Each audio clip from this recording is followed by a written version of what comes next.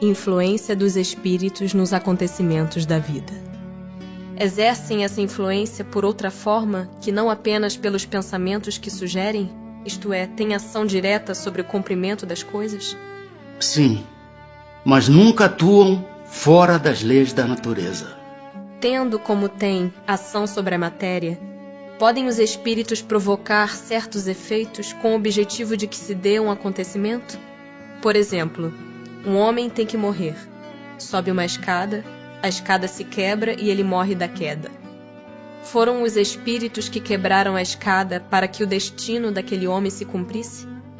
É exato que os espíritos têm ação sobre a matéria, mas para cumprimento das leis da natureza, não para as derrogar, fazendo que em dado momento ocorra um sucesso inesperado e em contrário àquelas leis. No exemplo que figuraste, a escada se quebrou porque se achava podre ou por não ser bastante forte para suportar o peso de um homem. Se era destino daquele homem perecer de tal maneira, os espíritos lhe inspirariam a ideia de subir a escada em questão, que teria de quebrar-se com o seu peso, resultando-lhe daí a morte por um efeito natural, e sem que para isso fosse necessário a produção de um milagre. Tomemos outro exemplo, em que não entre a matéria em seu estado natural. Um homem tem que morrer fulminado pelo raio. Refugia-se debaixo de uma árvore, estala o raio e o mata. Poderá dar-se tenham sido os espíritos que provocaram a produção do raio e que o dirigiram para o homem? Dá-se o mesmo que anteriormente. O raio caiu sobre aquela árvore em tal momento, porque estava nas leis da natureza que assim acontecesse. Não foi encaminhado para a árvore, por se achar debaixo dela o homem. A este, sim, foi inspirada a ideia de se abrigar debaixo de uma árvore, sobre a qual cairia o raio, porquanto a árvore não deixaria de ser atingida, só por não lhe estar debaixo da fronde o homem. No caso de uma pessoa mal intencionada disparar sobre outra um projetil que apenas lhe passe perto sem a atingir, poderá ter sucedido que um espírito bondoso haja desviado o projetil? Se o indivíduo alvejado não tem que perecer desse modo, o espírito bondoso lhe inspirará a ideia de se desviar, ou então poderá ofuscar o que empunha a arma, de sorte a fazê-lo apontar mal.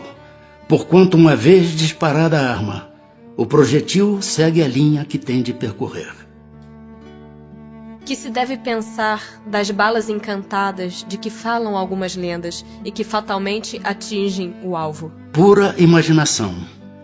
O homem gosta do maravilhoso e não se contenta com as maravilhas da natureza. Podem os espíritos que dirigem os acontecimentos terrenos ter obstado a sua ação por espíritos que queiram o contrário? O que Deus quer se executa.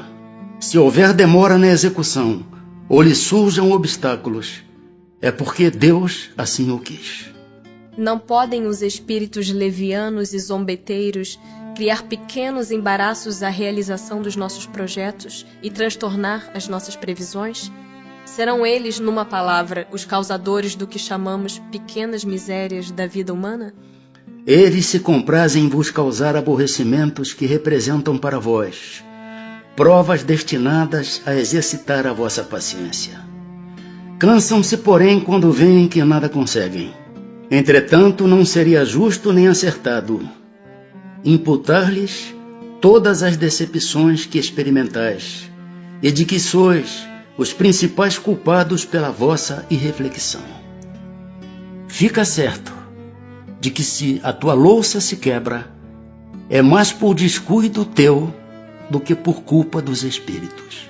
Destes, os que provocam contrariedades obram impelidos por animosidade pessoal ou assim procedem contra qualquer, sem motivo determinado, por pura malícia? Por uma e outra coisa. Às vezes, os que assim vos molestam são inimigos que granjeastes nesta ou em precedente existência. Doutras vezes, nenhum motivo há. Extingue-se com a vida corpórea a malevolência dos seres que nos fizeram mal na terra? Muitas vezes reconhecem a injustiça com que procederam e o mal que causaram. Mas também não é raro que continuem a perseguir-vos, cheios de animosidade, se Deus o permitir, por ainda vos experimentar. Pode-se pôr termo a isso? Por que meio?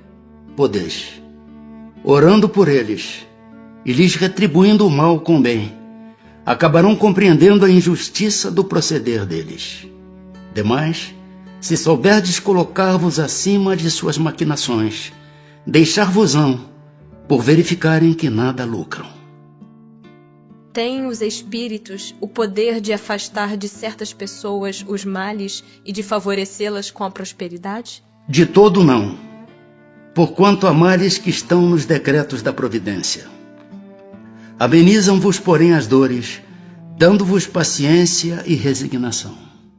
Ficai igualmente sabendo que de vós depende, muitas vezes, poupar-vos aos males, ou quando menos atenuá-los.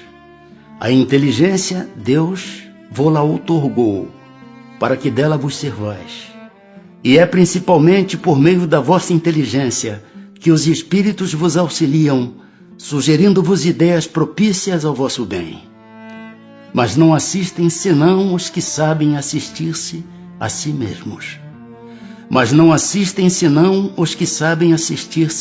si mesmos. Esse é o sentido destas palavras. Buscai e achareis. Batei e se vos abrirá. Sabei ainda que nem sempre é um mal o que vos parece sê-lo. Frequentemente, do que considerais um mal, sairá um bem muito maior. Quase nunca compreendeis isso, porque só atentais no momento presente ou na vossa própria pessoa. Podem os espíritos fazer que obtenham riquezas os que lhes pedem que assim aconteça? Algumas vezes como prova. Quase sempre, porém, recusam, como se recusa a criança a satisfação de um pedido inconsiderado. São os bons ou os maus espíritos que concedem esses favores? Uns e outros. Depende da intenção. As mais das vezes, entretanto, os que os concedem são os espíritos que vos querem arrastar para o mal e que encontram meio fácil de o conseguirem, facilitando-vos os gozos que a riqueza proporciona. Será por influência de algum espírito que fatalmente a realização dos nossos projetos parece encontrar obstáculos? Algumas vezes é isso efeito da ação dos espíritos. Muito mais vezes, porém, é que andais errados na elaboração e na execução dos vossos projetos. Muito influem nesses casos a posição e o caráter do indivíduo. Se vos obstinais em ir por um caminho que não deveis seguir, os espíritos nenhuma culpa têm dos vossos insucessos. Vós mesmos vos constituís em vossos maus gênios.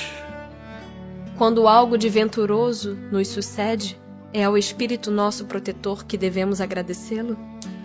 Agradecei primeiramente a Deus, sem cuja permissão nada se faz.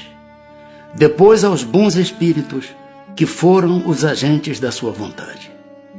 Que sucederia se nos esquecêssemos de agradecer? O que sucede aos ingratos. No entanto, pessoas há que não pedem nem agradecem, e às quais tudo sai bem. Assim é de fato, mas importa ver o fim. Pagarão bem caro essa felicidade de que não são merecedoras, pois quanto mais houverem recebido, tanto maiores contas terão que prestar.